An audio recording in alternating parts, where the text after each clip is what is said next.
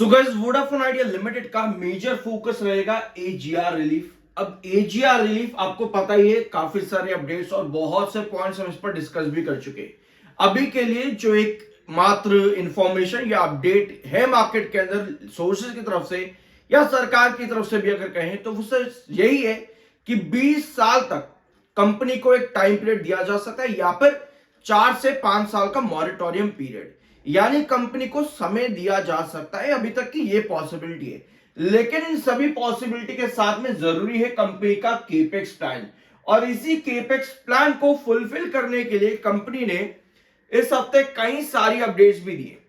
जैसे कि एक अपडेट आप यहां पर देख सकते हो, कंपनी ने अपना AI based self optimised 4G network को स्ट्रॉन्ग किया है। ये स्टेटमेंट दिया है कंपनी के सीईओ किशोर ने। अब इस स्टेटमेंट के साथ में इनका यह भी कहना है कि कंपनी का मेजर फोकस जो रहेगा वो रहेगा कैपिटल एक्सपेंडिचर पर। कैपिटल एक्सपेंडिचर यानी कि कंपनी का जो फोकस और जो मोटिव था, केपेक्स प्लान 50 से 55 हजार करोड़ करना फाइनेंशियली 26 के आखिर तक। यह है कंपनी का प्लान, यह है कंपनी का टारगेट। अगर ये कंपनी का टारगेट है तो इसके लिए कंपनी कह रही है कि भैया फाइनेंशियल 26 के आखिर तक हम 7,500 से लेकर के 8,000 करोड़ का और कैपिटल एक्सपेंडिचर कर सकते हैं। यानी इसको आप डेट रेज भी कह सकते हो, यानी आप इसको फंड रेज भी कह सकते हो। इस बीच में कंपनी में एजीआर को लेकर के काफी सारे प्रपोजल भी अभी चल रहे हैं। ऑल्दो पॉसिबल रिलीफ मेजर्स यहां पर देखने को मिल सकते हैं सरकार की तरफ से, और 6 साल का मॉरिटोरियम पीरियड या 4 से 5 साल का मॉरिटोरियम पीरियड डिसाइड किया जा सकता है। अब इतनी सारी खबरों के बीच में कंपनी क्या कर रही है, 5G को भी रोल आउट कर रही है। कंपनी ने एक बार फिर से स्टेटमेंट दिया, यानी कि अभिजीत किशोर जो कि कंपनी के सीईओ हैं, इन्होंने एक बार फिर से स्टेटमेंट दिया और कहा कि हमारा जो 5G नेटवर्क लॉन्च करने का प्लान था इन 17 प्रायोरिटी सर्कल्स, इसको हमने कंप्लीट कर दिया है। ऑल्दो यही स्टेटमेंट कंपनी की तरफ से Q2 के रिजल्ट्स के टाइम पर भी आया था, जो कि एक पॉजिटिव स्टेटमेंट था। और उसके बाद आपको पता है शेयर में एक अच्छी तेजी देखने को मिली थी, 6.60, 7.40 एंड फर्दर ऑन। ठीक है, अब इस तरह की स्टेटमेंट जब भी कंपनी देती है 17 प्रायोरिटी सर्कल में 5G लॉन्चिंग, इसका मतलब यह है कि कंपनी क्या कर रही है, एक्सपांशन कर रही है। अब एक्सपांशन कंपनी 5G में और 4G दोनों में कंपनी एक्सपांशन कर रही है। 4G नेटवर्क भी कंपनी एक्सपांड कर रही है, कैपेसिटी इंप्रूव कर रही है, और 5G भी, यानी कि कंपनी को और फंड रेज की जरूरत पड़ेगी। अगर कंपनी को और फंड रेज की जरूरत पड़ती है, इसका मतलब यह है कि सरकार से रिलीफ की पॉसिबिलिटी भी और ज्यादा बन जाती है। लेकिन अभी 2 हफ्ते पहले से यहां पर आप लगभग यहां पर लगाओ 10 दिन पहले तक जो खबरें थी वो ये थी कि दिसंबर के आखिर तक, यानी कि 2025 के आखिर तक कुछ रिलीफ मिलता देखने को मिल सकता है। अभी 3 दिन बाकी है, देखते हैं क्या अपडेट यहां पर आती है। बट अभी तक तो यही चीजें हैं कि आपके पास मॉरिटोरियम पीरियड देखने को मिल सकता है।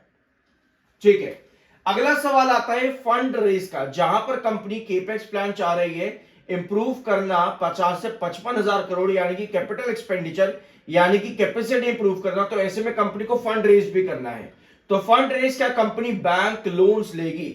अभी कंपनी ने लगभग 3300 करोड़ के आसपास का डेट रेज किया है, जहां पर कंपनी पे इन्वेस्टर्स आते देखने को मिले। अब वो क्या कह सकते हैं, अब उनको क्या प्राइवेट लेंडर्स कह सकते हैं? नहीं, कंपनी पर इन्वेस्टमेंट्स बढ़ रही हैं। प्राइवेट लेंडर्स या फिर बैंक लोन्स कंपनी में शायद तब देखने को मिले जब कंपनी पर एजीआर रिलीफ आए। और इसी के लिए एक न्यूज आपके पास मार्केट में और आती है कि वोडाफोन आइडिया के पास क्या समय मिलेगा। समय मिलना बहुत ज्यादा जरूरी है वोडाफोन आइडिया लिमिटेड को, ताकि Vodafone idea next tariff hike भी कर सके और वोडाफोन आइडिया का आरपीयू बेस भी इंक्रीज हो सके। तो बहुत से पॉइंट इवैल्यूएशन में अभी तक आप कह रहे होगे कि भाई ये सब तो हमको भी मालूम है, इतना क्या बताने की जरूरत है।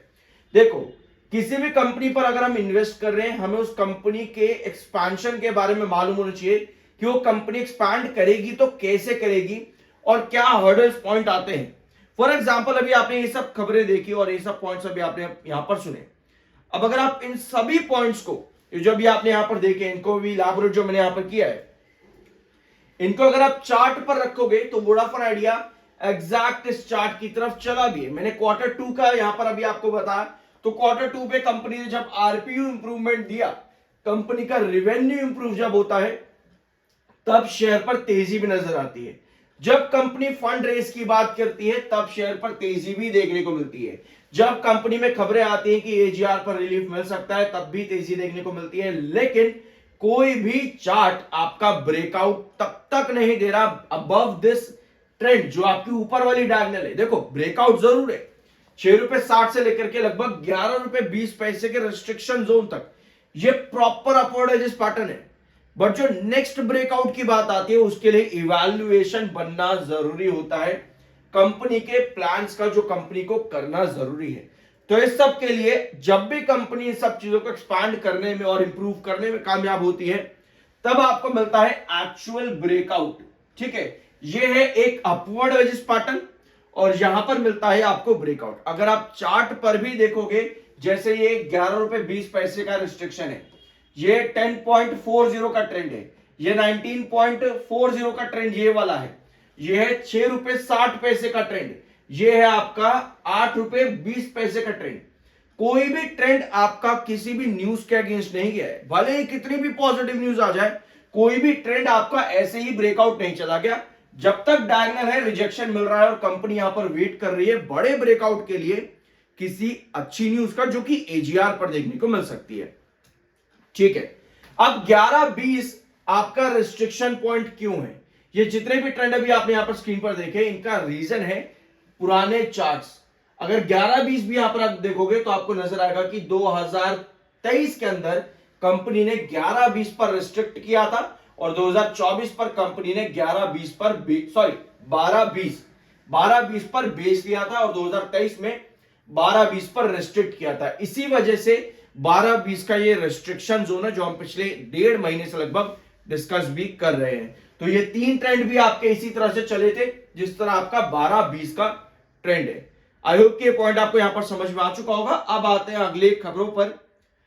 कंपनी में सीजीएसटी नोटिसेस बार बार आ रहे हैं, कंपनी के टैक्स को लेकर के, पेनल्टीज को लेकर के डिमांड करी जा रही है। लास्ट पेनल्टी जो कंपनी पर लगी थी 64,91,101 रुपीज की, 26 दिसंबर को कंपनी ने कहा है इसको कॉन्टेस्ट करेगी कंपनी।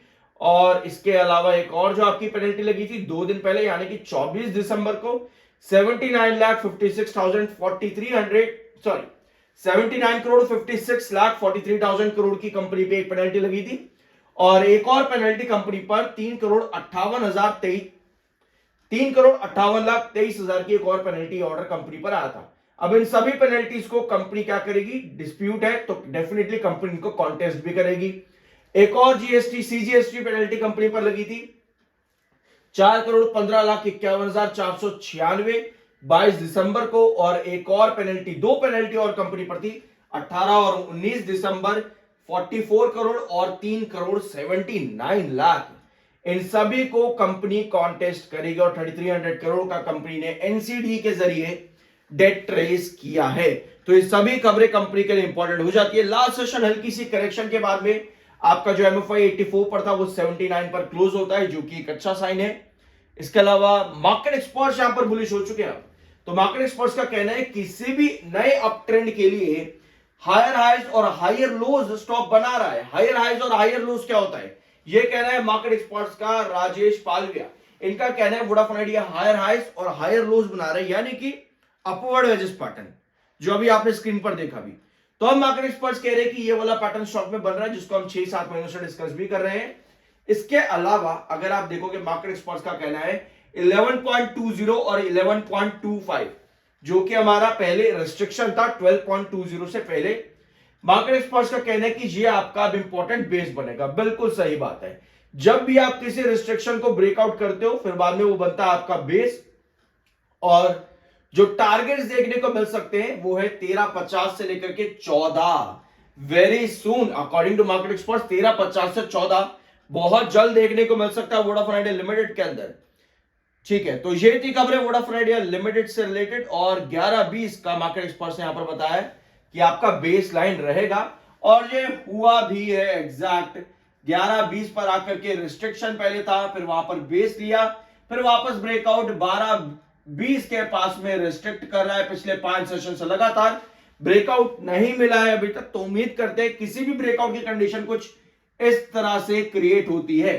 सस्टेनेबल कैंडल के साथ में एक रिस्ट्रिक्शन पॉइंट के ऊपर जब आपकी क्लोजिंग आती है तब ब्रेकआउट की पॉसिबिलिटीज क्रिएट होती है। अदरवाइज कोई भी कैंडल जब आपके पास इस तरह की पोजीशन देती है सेल ऑफ उस रिस्ट्रिक्शन पॉइंट पर और क्लोजिंग उस रिस्ट्रिक्शन के नीचे आए तो उस कंडीशन पर ब्रेकआउट मिल पाना मुश्किल है। तो उम्मीद करते हैं कंपनी इस तरह की सस्टेनेबिलिटी शो करती है तो आपको ब्रेकआउट देखने को मिल सकता है। सो वीडियो को यही एंड करते हैं। I am NISM certified, subscribe जरूर कर देना। मिलता अगले वीडियो में।